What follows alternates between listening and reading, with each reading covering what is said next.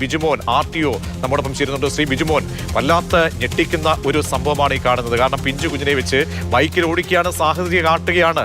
ഇവിടെ നമ്മൾ RTO സംവിധാനങ്ങളൊക്കെ ഉണ്ട്, പോലീസ് സംവിധാനങ്ങളുണ്ട്. നിങ്ങളൊക്കെ ഉണർന്ന് അടിയന്തരമായി മാതൃഭൂമി ന്യൂസിന്റെ ഈ ദൃശ്യങ്ങൾ ചെക്ക് ചെയ്ത് ഈ KL-19 ആണ്, അതായത് പാറശാല ഉള്ള രജിസ്ട്രേഷൻ ആണെന്നാണ് ഞാൻ മനസ്സിലാക്കുന്നത്. അടിയന്തരമായി ഇന്ന് തന്നെ അമാന്തിക്കാതെ നടപടി ഉണ്ടാകണം.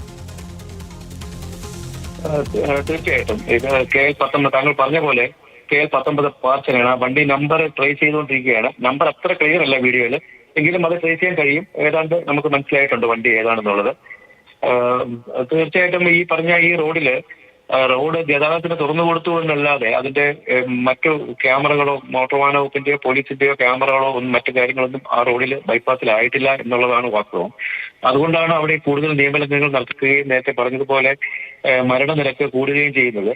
പക്ഷേ ഈ റോഡിന്റെ പണി മുഴുവൻ തീരുന്നത് വരെ ഈ മറ്റു കാര്യങ്ങൾ ഏർപ്പെടുത്തുന്നതിന് അമാന്തം വന്നാൽ തീർച്ചയായിട്ടും ഇങ്ങനെയുള്ള ലംഘനങ്ങൾ കൂടി വരും. അപ്പൊ എൻഫോഴ്സ്മെന്റ് കൂടുതൽ ശക്തമാക്കിയാലേ അവിടെ പറ്റുകയുള്ളൂ. തീർച്ചയായിട്ടും എൻഫോഴ്സ്മെന്റ് ആർട്ടിയുമായിട്ട് ബന്ധപ്പെട്ട് അവിടെ കൂടുതൽ പെട്രോളിംഗ് നടത്തുവാനും ഇത്തരത്തിലുള്ള നിയമലംഘനങ്ങൾക്ക് നടപടി എടുക്കാനും വേണ്ടി തീർച്ചയായിട്ടും ശ്രമിക്കും.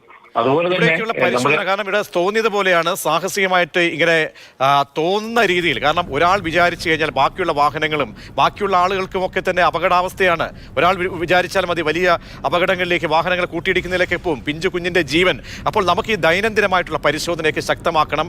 അതിന് നമുക്ക് എന്തെങ്കിലും മാസ്റ്റർ പ്ലാൻ ഉണ്ടോ? ദൈനംദിനമായി നിങ്ങൾ നടപ്പാക്കുന്നുണ്ടോ?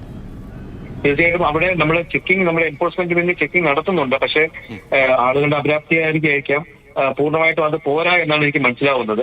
പക്ഷെ ഞാനൊരു വേറെ കാര്യം പറയുന്നത്, ഇന്ന് കണ്ട നിയമലംഘനങ്ങൾ അത് നമ്മുടെ മുതിർന്നവർ, മാതാപിതാക്കൾ കുറച്ചുകൂടി ശ്രദ്ധിക്കേണ്ട ഒരു കാര്യമാണ്.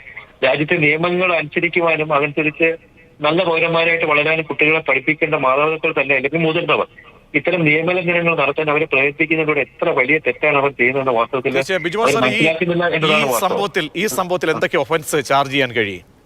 ഇതിനകത്ത് കുട്ടിയുടെ പുറകിലിരുന്നത് പിതാവാണെന്ന് നമുക്ക് ഊഹിക്കാം. അദ്ദേഹത്തിന്റെ ലൈസൻസ് ക്യാൻസൽ ചെയ്യും തീർച്ചയായിട്ടും. അതോടൊപ്പം തന്നെ ഈ വാഹനത്തിന്റെ രജിസ്ട്രേഷൻ ക്യാൻസൽ ചെയ്യാനും നിയമത്തിൽ നമുക്ക് കഴിയും. പിന്നീട് നമുക്ക് വേണമെങ്കിൽ ബാലാവകാശം ആ രീതിയിലൊക്കെ മറ്റ് നടപടികൾ മറ്റ് സംവിധാനങ്ങളുടെ ശ്രദ്ധയിലും പെടുത്താവുന്നതാണല്ലേ? കുഞ്ഞാണല്ലോ. തീർച്ചയായിട്ടും. അപ്പോൾ ഈ ഏരിയയിൽ നമ്മൾ പരിശോധനകൾ കുറച്ചുകൂടി കാര്യക്ഷമമാക്കും. ഈ വ്യക്തി ഇന്ന് തന്നെ ഏറ്റവും ഉടനടി നമുക്ക് പിടികൂടാൻ കഴിഞ്ഞേ പറ്റുള്ളൂ. കാരണം ഇല്ലെങ്കിൽ ഇനി നാളെ ഒരുപാട് പേരുടെ ജീവൻ, ആ പിഞ്ചു കുഞ്ഞിന്റെ ജീവൻ, കാരണം ആദ്യമായിട്ടല്ല ഇയാൾ ഇവിടെ നിന്ന് ഇങ്ങനെ ഓടിക്കുന്നത്. കാരണം ആദ്യത്തെ ഒരു ദിവസം ആയിരിക്കില്ല. അപ്പോൾ എല്ലാവരുടെയും അപ്പോൾ RTO സംവിധാനം എന്ന നിലയിൽ എന്ത് ഉറപ്പാണ് നമുക്ക് നൽകാൻ കഴിയുന്നത്?